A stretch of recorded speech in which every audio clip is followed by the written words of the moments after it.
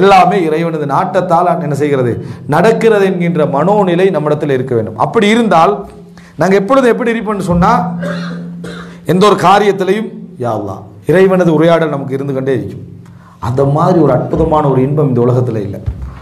எந்த ஒரு காரியத்திலும் யா அல்லாஹ்ன்னு நம்ம இறைவனை விழிச்சு நம்ம பேசுகிற அந்த உரையாடல், ஒவ்வொரு சின்ன விஷயத்திலும் உள்ள அந்த துணை தேடக்கூடிய அந்த உணர்வு, அது இந்த ஆன்மீக உணர்வில் ஏற்படுத்தக்கூடிய இன்பம் இருக்கிறதே, அதை போல ஒன்று இல்லை. அந்த துஆவுடைய இன்பத்தை நாம் முழுதாக உள்வாங்க வேண்டும் என்றால், அதாவது நாம் எப்பொழுதுமே சிறிய பெரிய காரியங்கள் எதுவாக இருந்தாலும் அந்த காரியங்களில் இறைவனது அந்த இணைப்போடு, இறைவனது அந்த தொடர்போடு இருப்பது ஒரு பெரிய ஒரு ஈமானிய பலம். அதுதான் ஒரு முஃமின் செய்ய வேண்டிய மிக முக்கியமான ஒரு கடமை. நாம் எங்களது காரியங்களை இந்த மாதிரி பார்ப்பது என்பது, நாம் பிரித்து பார்ப்பது என்பது எங்களிடத்திலே துஆவை பற்றிய சரியான புரிதலின்மை என்பதற்கான ஆதாரம். எங்களது சகல காரியங்களும் எந்த காரியங்களாக இருந்தாலும் சரி, இந்த எல்லா காரியங்களிலும் எங்களது அதாவது அதிகமான எதிர்பார்ப்பாக, அதிகமான எண்ணமாக எது இருக்க வேண்டும் என்று சொன்னால் இறைவனது நாட்டம். இறைவனது நாட்டம், இறைவனது நாட்டம் இல்லாமல் எதுவுமே என்ன செய்யாது, நடக்காது என்கின்ற அந்த உணர்வு எப்பொழுதும் என்ன செய்ய வேண்டும், எம்மிடத்திலே மேலிட்டு இருக்க வேண்டும். அப்பொழுதுதான் நாம் எல்லா காரியங்களிலும் அந்த இறைவனை மனதில் நிறுத்தி நம்ம பிரார்த்தனை செய்யக்கூடியவர்களாக என்ன செய்வோம், இருப்போம். நபிமார்களுடைய வாழ்க்கையில் நீங்கள் பார்த்தீர்கள் என்று சொன்னால் எல்லா விஷயங்களும் பிரார்த்தனையோடு சம்பந்தப்பட்டே இருந்ததை பார்க்கிறோம். அல்லாஹு தாலா அவர்களுக்கு வஹி இறக்குகிறான், இறைவனது பார்வையில் அவர்கள் இருக்கிறார்கள், அவ்வளவு பாதுகாப்பில் இருக்கிறார்கள். என்றாலும் கூட ஒவ்வொரு சிறிய காரியத்திலும் அவங்களுடைய சிந்தனை என்னதாக இருந்தது, அல்லாஹ்வுடைய பிரார்த்தனை, அல்லாஹ்விடத்திலே துஆ கேட்பது, இதுதான் இருந்துச்சு. இந்த இறைவன் நாடாமல் அது நடக்காது என்றால், நம்ம முயற்சிக்கு எவ்வளவு பங்களிப்பு கொடுத்து விட்டாலும் பிரார்த்தனை என்றது ஒன்று இல்லை என்றால் என்ன செய்யாது, நடந்தாலும் நடக்காது விட்டாலும் எமது நம்பிக்கையோடு உள்ள தொடர்பின் காரணமாக அதில் பரக்கத்திருக்காது. சில பொழுது எமது காரியங்கள் நமக்கு நஷ்டங்களாக என்ன செய்யும், அமையும். இறைவன் இந்த உலகத்தை படைத்தான், நிர்வகிக்க வேண்டிய கடமை அவனுக்கு இருக்கிற, அவன் நிர்வகிச்சுட்டு போவான்.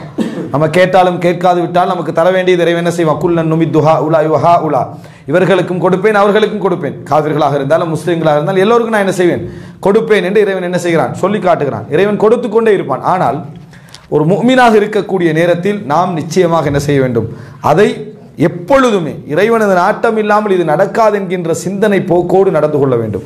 ஒரு சில செய்திகளை பாருங்கள். மூசா அலைஹிஸ்ஸலாம் அதாவது ஈஜிப்டிலிருந்து மதியனுக்கு போகிறார்.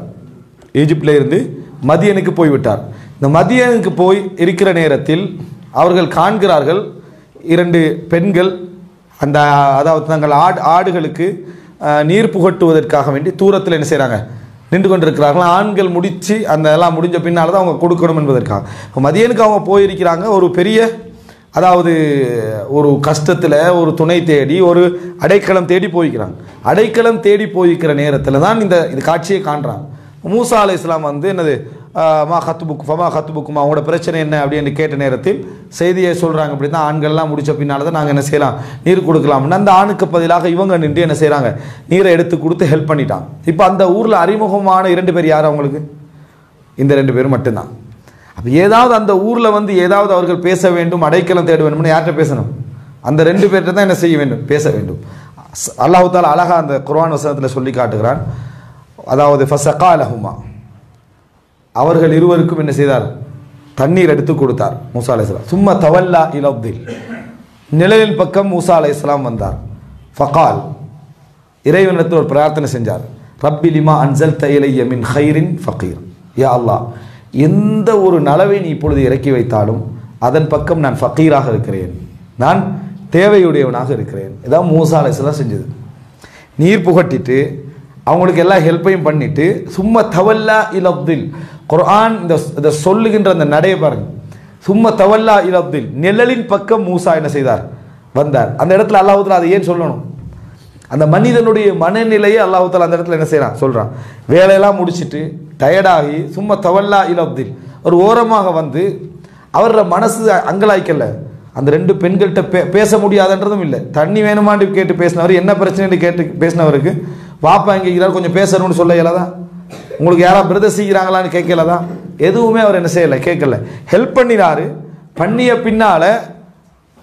ஒதுங்கி வந்து நிழல்ல வந்து நின்று ரப்பி லிமா அன்ஸல்த இலைய மின் ஹைரின் ஃபகீர், யா அல்லாஹ் நீ எந்த ஒரு நலவை எனக்கு இப்பொழுது இறக்கி வைத்தாலும் அதன் பக்கம் நான் தேவையுடையவனாக இருக்கிறேன். இதுதான் மூசா அலைஹிஸ்ஸலாம் சொன்ன வார்த்தை. ஒரு துஆ, ஒரு அழகான துஆ. அல்லாஹு தஆலா அவருடைய உள்ளத்தை பார்த்து கொண்டிருக்கிறார். பிராக்டிக்கலான செயல்பாடையும் என்ன அவர் பார்க்கிறார். எந்த தேவையும் அந்த இடத்துல முறையிடாமல் அழகாக இந்த துஆவை வந்து தனியாக வந்து இறைவன்கிட்ட சொல்லிட்டு ஒருவர் நிம்மதியாக உட்கார்றாருன்னா உள்ள உள்ளத்தில் இறைவன் பற்றிய நம்பிக்கை எப்படி இருக்கும்?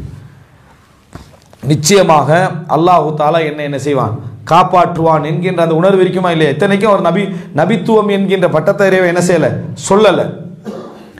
கொலை ஒன்றை செய்து விட்டு ஒரு அநியாயத்துக்கு எதிராக ஒரு கொலை செஞ்சுட்டு என்ன அவர் வந்து இங்கே வந்து நிற்கிறாரு.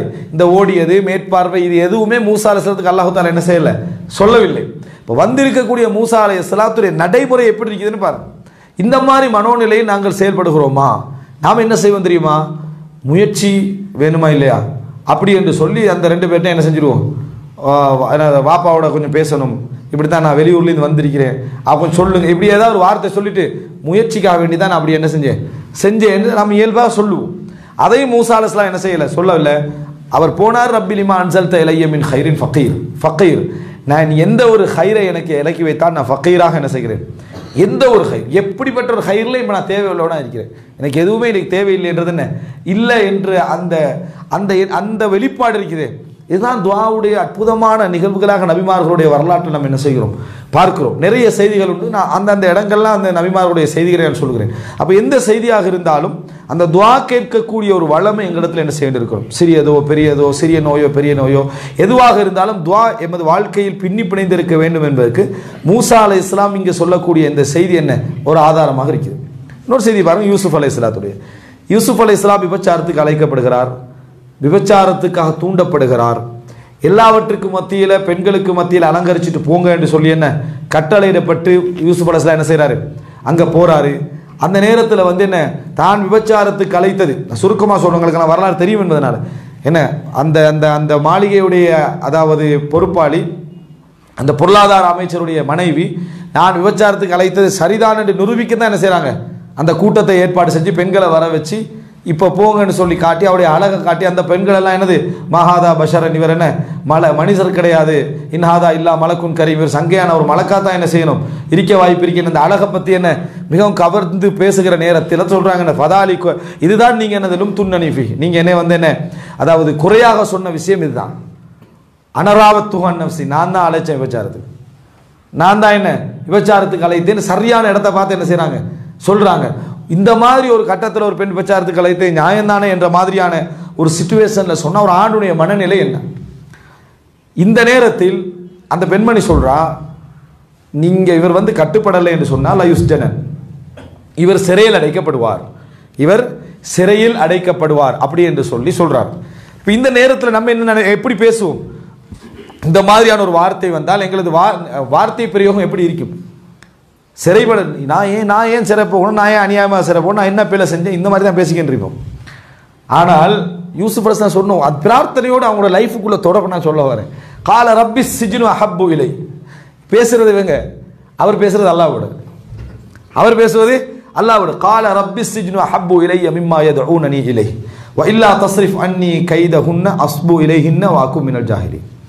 அதாவது யா அல்லாஹ் எனக்கு இவர்கள் அழைப்பதை விட சிறைச்சாலை மிகவும் சிறந்தது, அதை கபூலாக்கியா அல்லாஹ். சிறைப்படுவார்னு சொல்றாங்களே அதை கபூலாக்கியா அல்லாஹ். கால ரப்பி சிஜ்னு அஹப்பு இலை, எனக்கு சிறைச்சாலை மிகவும் சிறந்தது இவர்கள் அழைக்கின்ற விபச்சாரத்தை விட. விபச்சாரம் செஞ்சு ஜெயிலுக்கு போனவங்க தான் இருக்கிறாங்க, விபச்சாரம் செய்யாதனால ஜெயிலுக்கு போனதான் இந்த சம்பவம். எப்படி? கால ரப்பி சிஜ்னு அஹப்பு இலை, இவர்கள் அழைப்பதை விட எனக்கு சிறைச்சாலை சிறந்தது யா அல்லாஹ், நீ என்னை திசை திருப்பாது விட்டால் நான் தவறி போவதற்கு வாய்ப்பு என்ன உண்டு அப்படின்னு என்ன செய்யறாரு யூசுப் அலைஹிஸ்ஸலாம் சொல்றாரு. அப்போ எப்படியாவது என்னை சிறையில் அடைத்தாவது திசை திருப்பி விடு என்று, அதாவது யூசுப் அலைஹிஸ்ஸலாம் அவர்கள் இப்படி சொல்றாங்க அப்படி என்று சொன்னால் நீங்க பாருங்க, அவர்கள் பேசிக்கொண்டிருப்பது இவர்களோடு, இவர் பேசிக்கொண்டிருப்பது யாரு? ரப்போடு. இது வந்து ஒரு முஃமினுக்கு இயல்பாக வரக்கூடிய விஷயம். எந்த ஒரு அம்சமாக இருந்தாலும் ரப்புடைய வார்த்தை என்ன செய்யணும், யா அத கால ரப்பி உடனே அவர் சொன்னது என்னன்னா, இவர்களோடு பேசல ரப்பி சிஜ்னு அஹப்பு இலை. இது மாதிரி உங்களோட வாழ்க்கையில் எந்த ஒரு சப்ஜெக்ட் வார நேரத்தில் அதுக்காகவே நீ முன்னால் உள்ளவருக்கு நிரூபிக்கிறது துவா கேட்டிக்கிற அவசியம் இல்லை. இன்றைக்கு பயான் கேட்டதுலேருந்து எவன் கேட்டாலும் நம்ம ரப்பின்னு சொல்லிடணும், விளங்கிட்டா? கால ரப்பின்னு சொல்லி இன்னொருவருக்கு நான் அன்றாட துவா கேட்டுக்கிறேன் நிரூபிக்க வேண்டிய அவசியம் இல்லை. நீங்கள் துவாவே கேட்காதவர்னு மற்றவங்களுக்கு விளங்கட்டும். அல்லாவுக்கு என்ன விளங்கணும்? இவர் என்றைக்கும் என்னிடத்திலே துவா கேட்கின்றவர். இதுதான் இறைவனுக்கு விளங்குறதா நம்ம முக்கியம். மற்றவர்களுக்கு நான் என் நேரமும் துவா கேட்டுக்கின்றேன் விளங்க வைக்கிறதுக்கெல்லாம் என்னோட நோக்கம். எப்பொழுதும் இறைவனோடு அனுதினமும் எங்களோட சிந்தனை என்ன செய்ய வேண்டும், சம்பந்தப்பட்டிருக்க வேண்டும் என்பதற்கு இந்த ஒரு துவா என்ன மிகப்பெரிய ஒரு ஆதாரமாக என்ன செய்கிறது இருப்பதை நம்ம பார்க்கிறோம். எத்தனையோ செய்திகள் அன்றாட எந்த சிம்பிளாக சொல்ற ஜெய்னப் ரதியல்லாஹு அன்ஹு ரசூல் ஸல்லல்லாஹு அதாவது உசாமா ரதியல்லாஹு அன்ஹு ஜெயித் ரதியல்லாஹு அன்ஹு விவாகரத்து பண்ண பின்னால ஜெய்னப் பின்த் ஜஹஷ் வீட்டில் இருக்கிறாங்க. ரசூல் ஸல்லல்லாஹு அலைஹி வஸல்லம் அவர்கள் உசாமா அந்த ஜெயிதை அனுப்பி வந்து திருமணம் பேச சொல்கிறாங்க. அல்லாஹ்வுடைய கட்டளை வந்து திருமணம் பேச சொல்கிறாங்க. அப்போ ரசூல் ஸல்லல்லாஹு அலைஹி வஸல்லம் அவர்கள் உங்களை ஞாபகப்படுத்துகிறார்கள் என்று சொல்லி ஜெயித்லாம் போய் சொல்கிறாங்க. அவங்க உடனே முதல்ல சொன்ன வார்த்தை, நான் இறைவனோடு ஆலோசிக்கும் வரைக்கும் எந்த முடிவும் சொல்ல மாட்டேன் அப்படின்றாங்க. கேட்டு வந்தது யாரு? அல்லாஹ்வுடைய தூதர். அவங்க சொன்ன பதில் என்ன? இறைவனோடு ஆலோசிக்கும் வரைக்கும் நான் என்ன செய்ய மாட்டேன், எந்த பதிலும் சொல்ல மாட்டேன். அப்போ ஹத்தா அஸ்தஹீர ரப்பி, எனது இறைவனோடு ஆலோசிக்கும் வரைக்கும் வார்த்தை எவ்வளோ நெருக்கமாக்கி ரப்போடு. அடுத்ததாக ஃபகாம இலா முசல்லாஹா, ஃபகாமத் இலா முசல்லா, எழும்பி போய் அவங்க வளமையாக வீட்டில் தொழுற இடத்துல நின்று என்ன செஞ்சாங்க, தொழ ஆரம்பித்தார்கள். இதுதான் ஒரு ஈமான் உள்ள மனிதனுடைய வாழ்க்கையில் துவாவுக்குள்ள மிகப்பாரிய தொடர்பு. அதான் எங்களுக்கு இருக்குது. எங்கள்கிட்ட அப்படி இல்லை. எத்தனையோ பேர் எப்படி துவா கேட்குறாங்கன்னா, பள்ளிக்கு போயிருந்து அவசரமாக அந்த சுபஹானெல்லாம் மிக வேகமாக சொல்லி முடிச்சுட்டு டக்குனு கையை தூக்கிடுறது. அது துவாக்கு ஒரு கடமைக்கு அது கேட்குறது. அந்த துவா பார்த்தாலே உங்களுக்கு வழங்கும். இந்த துவா கேட்குறான் அப்படி சொல்லிட்டு யாராவது ஒரு சந்திக்க வேண்டிய முக்கியமான ஒருத்தர் கொஞ்சம் இந்த வாரம் அப்படின்னு சொல்லி அப்படி முடிச்சுட்டு போயிடுறது. இப்படி சம்பவம் பள்ளியில் நீங்கள் பார்ப்பீங்க. இவர் இங்கே கேட்குறாரு அங்கே கேட்குறாருன்னு என்ன செய்யாது, விளங்காது. அவ்வளவு வேகமும் சம்பந்தம் இல்லாத அமைப்பிலையும் துவா கேட்குறது, வேகம் எல்லாவற்றிலும். இந்த மாதிரியான நடைமுறை தான் எங்களோட லைஃப்ல நம்ம என்ன செய்யணும் பார்க்கிறோம். துஆன்றது ஒரு இறைவன் இந்த உலகத்துக்கு வழங்கிய மிகப்பெரிய அற்புதம், ஒரு மிகப்பெரிய அற்புதம். இறைவனோடு தொடர்படுவதற்கு என்ன துஆ என்பதை அல்லாஹ் தஆலா அனுமதிச்சு இறைவன் செஞ்சிருக்கலாம். என்ன உங்களுக்கு இந்த உலகத்தில் நான் என்ன தந்திருக்கேன்னு அவ்வளவுதான். பிரார்த்தனை என்ற பகுதியெல்லாம் இங்கே என்ன இல்லை என்று இறைவன் அந்த டோரை என்ன செஞ்சிருக்கலாம், க்ளோஸ் பண்ணியிருக்கலாம். நீங்க கேளுங்க, உதுஊனி அஸ்தஜிப் லக்கும், என்னை அழையுங்கள் நான் பதில் சொல்லுகிறேன் அப்படி என்று சொல்ற வாசலை திறந்து வைத்திருந்தும் அற்புதமான இந்த உலகத்துக்குரிய எல்லா விதமான காரியங்களையும் தனது கையில வைத்திருக்கக்கூடிய அந்த ரப்புடன் நம்முடைய தொடர்பு எப்படி இருக்குது. ஒரு அறிஞர் ஒரு அழகான ஒரு செய்தி சொல்லியிருந்தார். நம்ம தொழுகிற நேரத்தில் எப்போ பார்த்தாலும் என்ன செய்வோம், அந்த நேரத்தில் தான் கொஞ்சம் வேகமாக இருக்கும், உலகமே வேகமாக போகிற மாதிரி இருக்கும், அந்த 5 நிமிஷத்தில் எல்லாம் முடிஞ்சிரு மாதிரி இருக்கும். அதனால வேகமாக அதுக்கு பின்னால் என்ன செய்ய போகிறாரோ தெரியாது. ஆனால் தொழுகை மட்டும் வேகமாக என்ன செஞ்சிடுறது, நம்ம தொழுது விடுவது, ஒரு பதட்டத்தில் தொழுகிறது. அப்படி தொழுகிற நேரத்தில் ஒரு அறிஞர் சொல்கிறார், நிதானமாக தொழு. நீ எது நடக்கக்கூடாதுன்னு பயப்படுகிறாயோ, எது நடக்கக்கூடாதுன்னு பயப்படுகிறாயோ, எது கிடைக்க வேண்டும் என்று ஆசைப்படுகிறாயோ, எல்லாமே நீ எவனுக்கு முன்னால் நிற்கிறாயோ அவன் கையில் தான் இருக்குது. அவன் கையில் தான் அது என்ன செய்யுது இருக்குது. அப்போ நீ ஏன் அவசரப்படணும், நீ ஏன் பதறணும்? எது நடக்கக்கூடாது என்று பயப்படுகிறாயோ, எது கிடைக்கணும்னு ஆசைப்படுறாயோ, அதை நீ எவனுக்கு முன்னால் இப்போ நின்றுட்டு இருக்கிறாயோ அவன் கையில் தான் இருக்குது. நீ எங்கே ஓட போற? எனவே அந்த மனநிலை நம்மிடத்தில் என்ன செய்ய வர வேண்டும். எனவே அன்றாடத்துடைய வாழ்க்கையுடைய எல்லா பகுதிகளும் துஆவோடு எங்களுக்கு என்ன செய்ய வேண்டும், சம்பந்தப்பட்ட அமைப்பில் எங்களோட லைஃப் போகும் என்று சொன்னால் அற்புதமான ஒரு பரக்கத்தை நம்ம என்ன செய்யலாம் பார்க்கலாம்.